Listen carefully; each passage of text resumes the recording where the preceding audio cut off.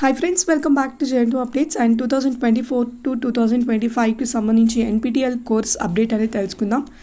And ఇక్కడ వచ్చేటప్పటికి మనకి NPTEL సర్టిఫికేట్ అనేది కంపల్సరీయా అండ్ ఎన్ని వీక్స్ మనం చేయాల్సి ఉంటుంది అండ్ ఇక్కడ మనం సర్టిఫికేట్ సబ్మిట్ వల్ల మనకి యూజ్ ఏంటి అండ్ ఏ విధంగా NPTEL కోర్స్ అనేది మనం క్లియర్ చేసుకోవచ్చు ఫస్ట్ అటెంప్ట్లో అనే దానిపైన మనం ఈరోజు ఈ వీడియోలో తెలుసుకుందాం.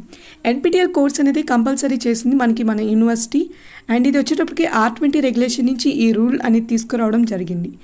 ఇక్కడ మీరు ఏంటంటే మీరు సెలెక్ట్ చేసుకునే కోర్స్ ఆధారపడి మీకు క్రెడిట్స్ అనేవి ఉంటాయి అండ్ ఇక్కడ మీరు ఏ కోర్స్ తీసుకున్నా మీ రిలవెంట్ బ్రాంచెస్ తీసుకుంటారు అండ్ ఆ కోర్స్ ఏదైతే ఉందో అది 12 వీక్స్ అయితే కంపల్సరీగా మీరు తీసుకోవాల్సి ఉంటుంది అండ్ మీకు NPTEL కోర్స్లో అక్కడ మీకు 2 క్రెడిట్స్ అని ఇచ్చుంటారు వాళ్ళు, బట్ దానికి మనకి సంబంధం లేదు.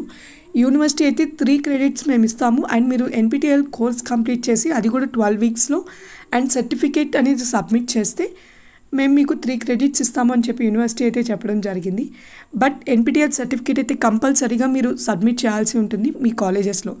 NPTEL సర్టిఫికేట్ కానీ సబ్మిట్ చేయకపోతే మీకు 4 ఇయర్స్ కంప్లీట్ అయిన తర్వాత మీకు సర్టిఫికేట్స్ అనేది ఇవ్వరు. ఖచ్చితంగా మీరు NPTEL సర్టిఫికేట్ సబ్మిట్ చేస్తే మీకు ఆటోమేటిక్గా మీకు ఫైనల్ PC కానివ్వండి, CMM కానివ్వండి, OD కానీ ఏదైనా సరే మీకు PC వచ్చిందంటే ఆటోమేటిక్గా అన్నీ వస్తాయి అనుకోండి, CMM, OD. సో మీరు ఖచ్చితంగా NPTEL కంపల్సరీగా మీరు సబ్మిట్ చేయాల్సి ఉంటుంది. కోర్స్ అనేది ఖచ్చితంగా ప్రతి ఒక్కరు తీసుకోవాల్సి ఉంటుంది. అండ్ ఇక్కడ ఇంకో చిన్న అప్డేట్ ఏంటంటే NPTELని ఫస్ట్ అటెంప్ట్లో ఎలా క్లియర్ చేయాలి అని ఉంటుంది. కొంతమందికి భయం కానీ కొంతమందికి టెన్షన్ ఉంటుంది.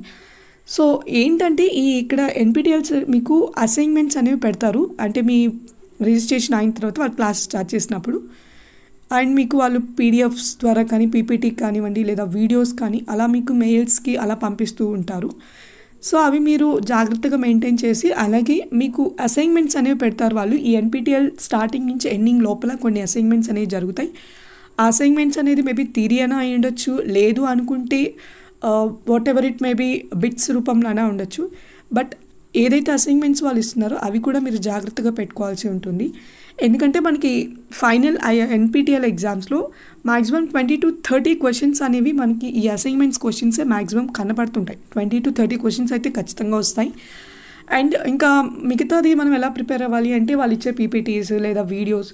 ఖచ్చితంగా ఒకటి చెప్తాను, వీడియో కానీ PPT కానివ్వండి వాళ్ళు ఇచ్చిన మ్యాటర్ అంతా ఏం చదవలేదు, మీకేం అర్థమవుతుంది, మీకేం అర్థమైంది అనే మెయిన్ పాయింట్స్ గుర్తుపెట్టుకుంటే చాలు. వాటి నుంచే మ్యాక్సిమం మీరు పెట్టేయచ్చు అండ్ NPTEL కోర్స్కి సంబంధించి సర్టిఫికేట్ కూడా మీరు తెచ్చుకుంటారు. సో ఈ చిన్న టిప్స్ని ఫాలో అవ్వండి అండ్ ఖచ్చితంగా ప్రతి మెటీరియల్ వాళ్ళు సెండ్ చేసేది కానివ్వండి అండ్ అసైన్మెంట్ కానివ్వండి జాగ్రత్తగా సేవ్ చేసి పెట్టుకోండి. ఫోన్లో స్టోరేజ్ ఎక్కువ ఉంది అని చెప్పి మాత్రం డిలీట్ చేయకండి. ఓకే, సో సర్టిఫికేట్ అయితే కావాలి. సర్టిఫికేట్ లేదు అంటే మాత్రం ఇంకెవరు ఏం చేయలేరు. సో తర్వాత మీరు సప్లీలు అన్నీ ఇంకా లేట్ అయిపోతూ ఉంటుంది అండ్ సప్లీలు అయినా సరే ఒక 6 monthsకి ఒకసారి జరుగుతూ ఉంటాయి. ఈ NPTEL మాత్రం 1 yearకి అలా ఇస్తున్నారు. సో అందుకని లాస్ట్ 2024 వల్ల ఇంకా ఇబ్బంది పడుతున్నారు. లేట్ చేయకుండా వేస్ట్ చేసుకోకుండా NPTELకి అయితే అప్లై చేసుకోండి. సో ఇదన్నమాట అప్డేట్ NPTELకి సంబంధించి 2024 to 2025 అకాడమిక్ ఇయర్కి సంబంధించి. తప్పకుండా మీ ఫ్రెండ్స్కి కూడా షేర్ చేయండి అండ్ వీడియోని లైక్ చేయండి. మీకేమైనా డౌట్స్ ఉంటే కామెంట్ బాక్స్లోకి వచ్చి కామెంట్ చేయండి. Thank you so much for watching JN2 Updates and keep supporting for JN2 Updates.